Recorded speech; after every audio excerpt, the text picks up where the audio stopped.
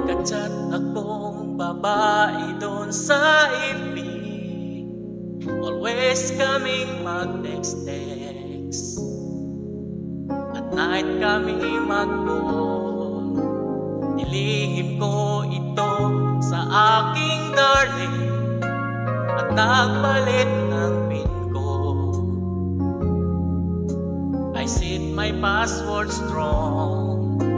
Nagtatanong ang misis ko, ba't di ma-open ang phone ko?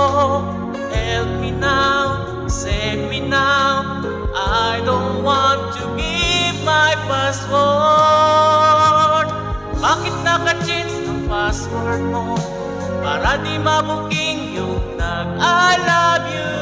Daming lusot at reason, umanda ka basag yung cellphone. Bakit naka-change ang password mo?